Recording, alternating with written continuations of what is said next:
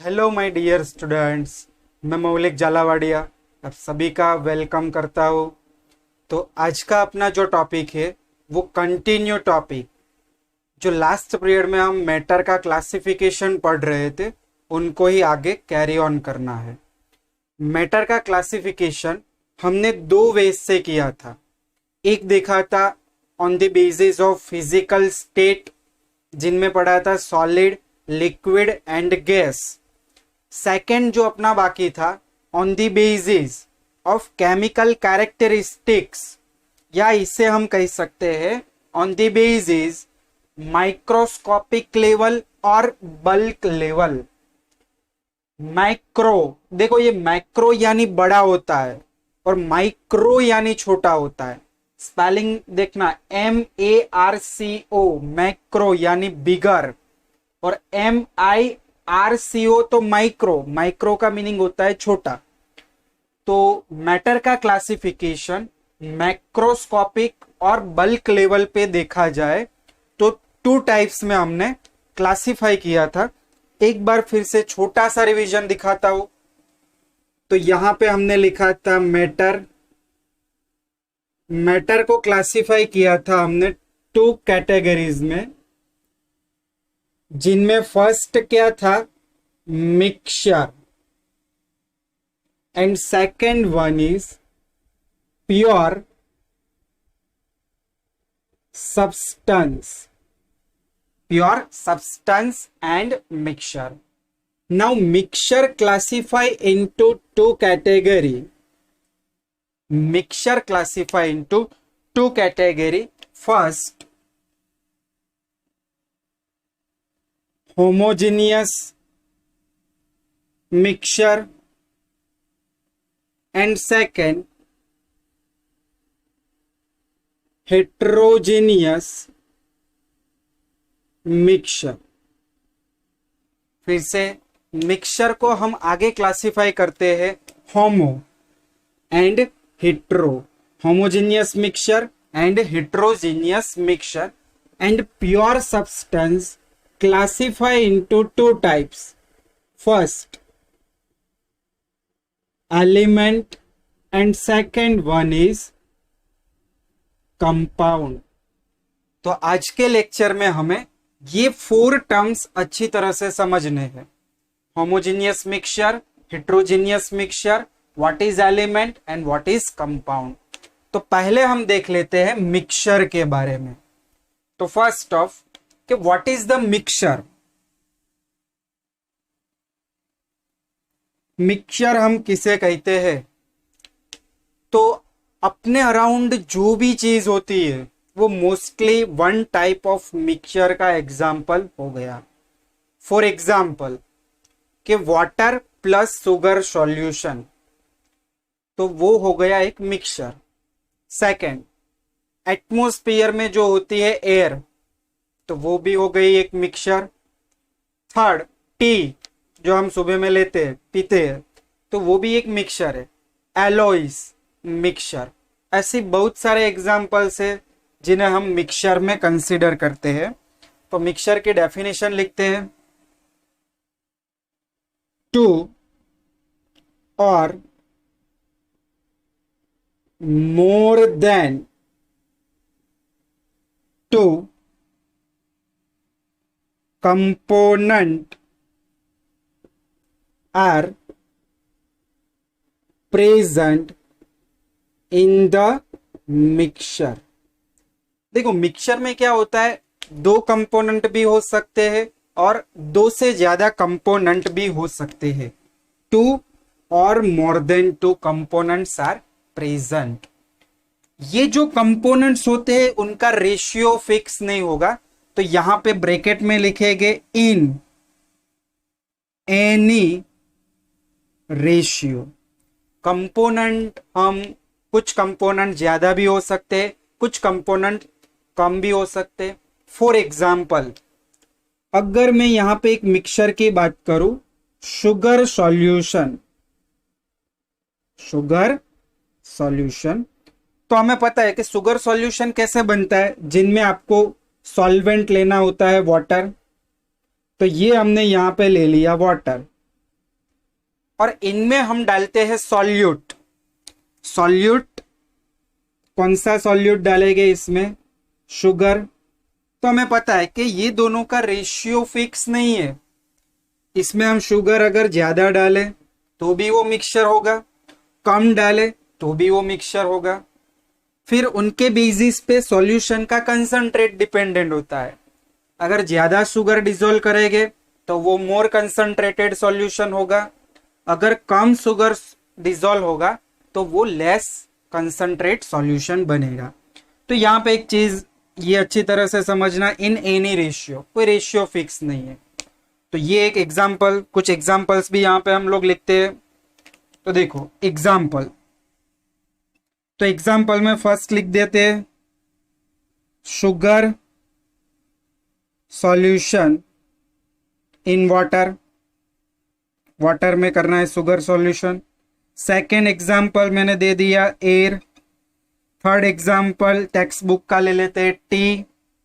Fourth example में यहाँ अपने हिसाब से लिख रहा हूं एलॉइस। फिफ्थ एग्जाम्पल में यहाँ पे लिखता हूं सॉल्ट प्लस वाटर, ये भी एग्जाम्पल हुआ। ऐसे बहुत सारे मिक्सचर्स अपने पास अवेलेबल है।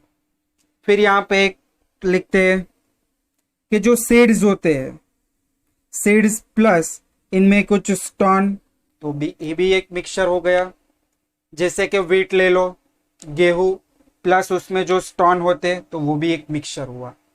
तो बेसिक ये मिक्सचर के बारे में लिख लो पहले वीडियो पॉज करके, फिर हम इनमें ही कंटिन्यू करेंगे homogeneous and what is heterogeneous mixture. चलो इनको अभी मैं इरेज कर रहा हूं। अभी आगे देखते हैं हम what is homogeneous and what is heterogeneous mixture. एक डिफरेंस टाइप यहां पे हम लोग लिखते हैं। तो होमोजेनियस, तो समझो होमोजेनियस मिक्सचर में जो भी कंपोनेंट्स मिक्सअप करते हैं वो कंप्लीटली मिक्स हो गए। फिर से रिपीट कर रहा हूं कि in the homogeneous mixture components are completely mix to each other, वो कंप्लीटली मिक्स होते हैं। तो पहले तो डेफिनेशन लिखते हैं, in homogeneous mixture components are completely mixed to each other। completely क्या होते हैं? मिक्स्ड होते हैं। हेट्रोजीनियस में इनका अपोजिट होगा, लिख सकते हैं in heterogeneous mixture components does not completely mix to each other। इनमें जो कंपोनेंट्स होते हैं वो कंप्लीटली मिक्स नहीं होते। अभी लास्ट में एग्जांपल भी दिखाएंगे। नाउ सेकंड पॉइंट, तो होमोजेनियस मिक्सचर में क्या होता है?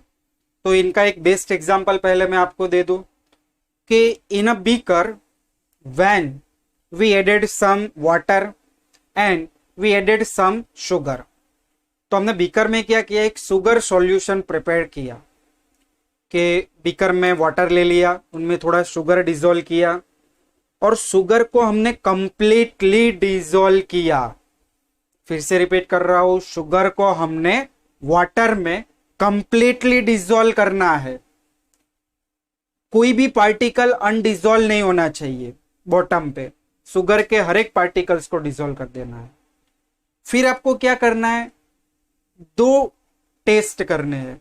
एक तो जो शुगर सॉल्यूशन है उसके ऊपर के रेजिन में से एक स्पून लेके टेस्ट कर लो और नीचे से एक स्पून लेके टेस्ट कर लो। तो दोनों में जो टेस्टिंग होगा वो अपना सेम होगा, यानी जो स्वीटनेस होगी वो सेम होगी। तो इसे हम ऐसे यहां पे लिख सकते हैं कि यहां पे जो कंपोनेंट्स होते हैं वो कंपोनेंट्स जो मिक्सचर है उनमें कंप्लीटली डिसॉल्व हुए प्लस यूनिफॉर्मली डिसॉल्व होते हैं।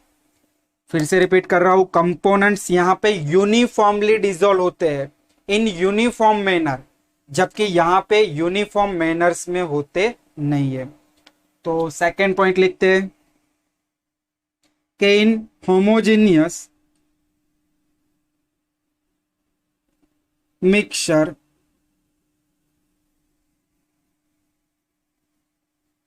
components are uniform throughout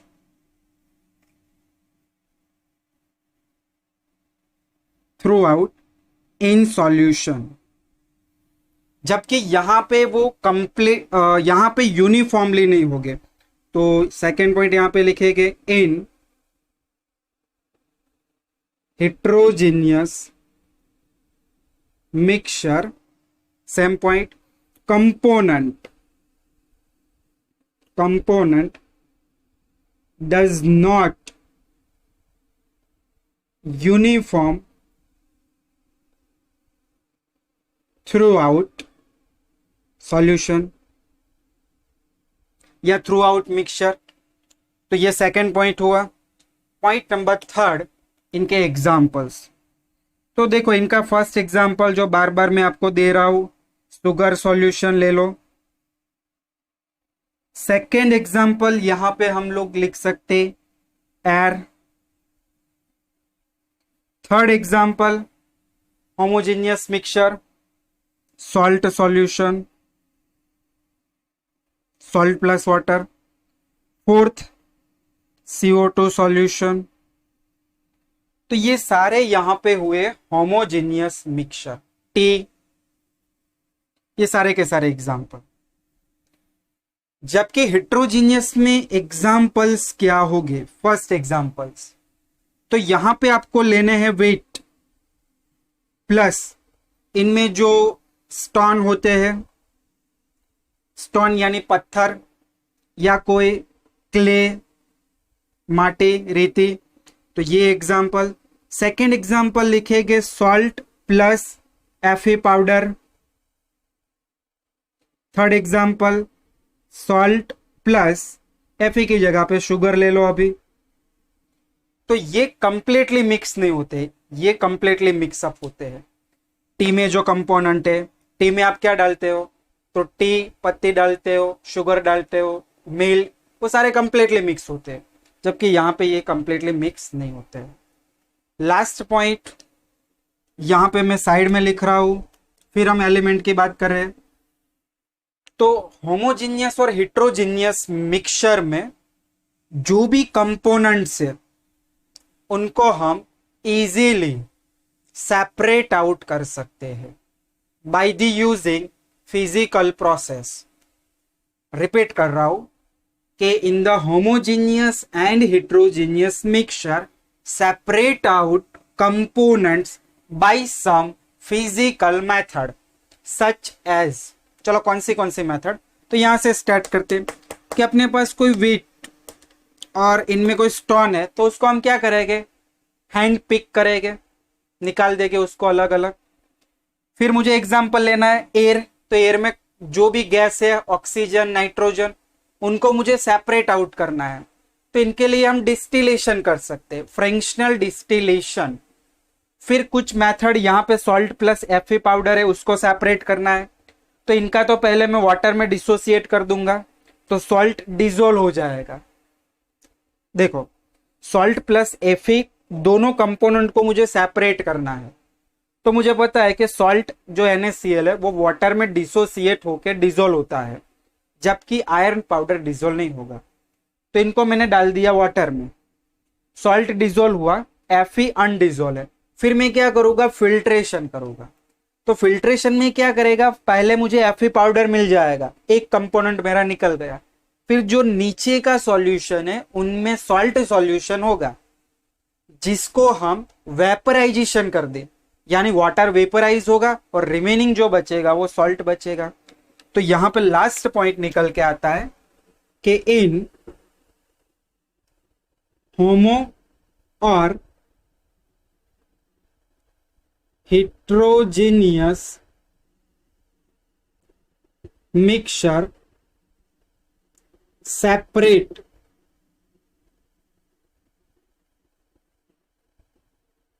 components by using some physical method। कौन सी फिजिकल मेथड यूज कर सकते हैं, चलो इनके भी नेम लिखते हैं। फर्स्ट तो बता दिया hand pick, second filtration, third distillation, fourth crystallisation, crystallisation भी कर सकते हैं। तो ये सारी फिजिकल प्रोसेस से हम ये जो कंपोनेंट्स होते हैं उनको सेपरेट कर सकते हैं। तो पहला इतना वीडियो को पॉज करके नोट डाउन कर लो, फिर हम एलिमेंट और कंपाउंड के बारे में देखते हैं।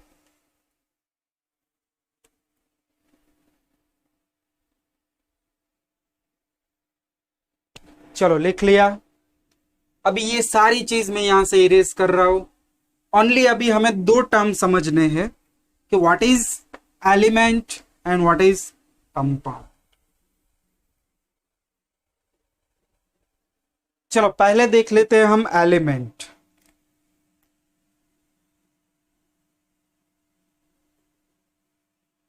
देखो एलिमेंट क्या है, तो element are made same types of atoms और मॉलिक्यूल्स। चलो पॉइंट नंबर 1,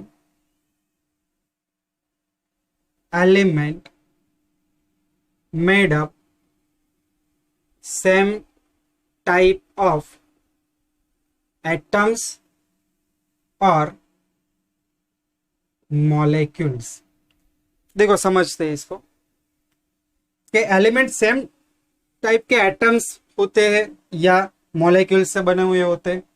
फॉर एग्जांपल कि मेरे पास कार्बन है, तो कार्बन के बहुत सारे एटम्स प्रेजेंट होते हैं। कार्बन एटम मिलके पूरा कार्बन एलिमेंट बनाते हैं, और कार्बन मोनो एटॉमिक है, यानी इसका एक एटम स्टेबल है। अभी कुछ एग्जांपल मैं आपको दूं, हाइड्रोजन, तो हाइड्रोजन एटम और हाइड्रोजन एटम मिलके क्या बनाते हैं, H2 मॉलिक्यूल। तो हाइड्रोजन का सिंगल एटम एग्जिस्ट नहीं कर रहा है। तो हाइड्रोजन एलिमेंट ये दो हाइड्रोजन एटम से बनता है। तो यहां पे लिख सकते हैं हाइड्रोजन, फिर ऑक्सीजन, तो वो O2 डायटोमिक मॉलिक्यूल है, फिर नाइट्रोजन वो भी डायटोमिक मॉलिक्यूल है, फिर मोनो एटॉमिक में copper, zinc, sodium, magnesium, aluminium, ये सारे के सारे यहाँ पे एलिमेंट है। एलिमेंट एक ही टाइप के एटम से बने हुए होते हैं। हर एक एलिमेंट को अपनी खुद की आइडेंटिकल प्रॉपर्टीज होता है और आइडेंटिकल मास होता है। तो ये पॉइंट भी लिखेंगे, element have identical mass and properties. हर एक एलिमेंट को अपनी खुद की प्रॉपर्टीज होती है और अपना खुद का मास होता है, जो अदर एलिमेंट्स में नहीं होगा।